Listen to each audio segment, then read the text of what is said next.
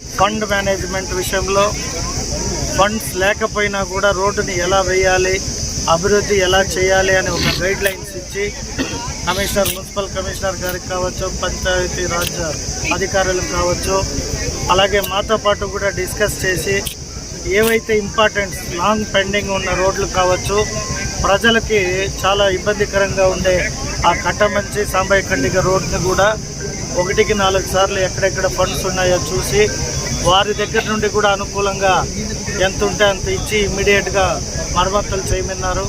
దాన్ని 1, 2, 3 ఫేజ్ కింద కంప్లీట్ రోడ్డుని 3 విభాగాలుగా విభజించి రోడ్డుని రానున్న 10 రోజుల్లో కూడా ప్రారంభించబోతాము. అలాగే ఇంకా అనేక సమస్యల పట్ల ముఖ్యంగా మన చిత్తూరులో అయితే అభివృద్ధి అంటే 30 సంవత్సరాలుగా రోడ్స్ కానీ కాలువలు కానీ రోడ్ వైడనింగ్స్లో కానీ మనం వెనకబడ్డాము. కంపారిజన్ చేసుకుంటే అనంతపురం, నెల్లూరు, కడప, ఒంగోలు, కర్నూలుతో చూస్తే ఎక్కడ కూడా చిత్తూరు పట్టణంలో రోడ్ వైడనింగ్స్ కాలేదు.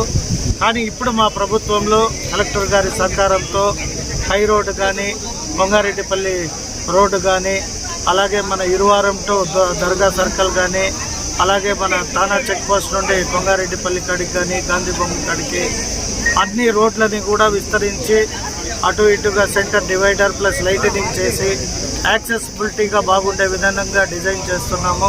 కాబట్టి ప్రజలు కూడా అందరూ సహకరిస్తున్నారు.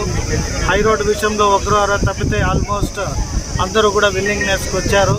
సో ఇది మన ఊరు, మన అభివృద్ధి మనమే చేసుకోవాలి. కాబట్టి ప్రభుత్వం నిధులు ఎంత సమకూరిస్తే ఆ నిధుల ద్వారా ఇంకా రానున్న రోజుల్లో మీరు మంచి అభివృద్ధినే చూస్తారని భావిస్తున్నా.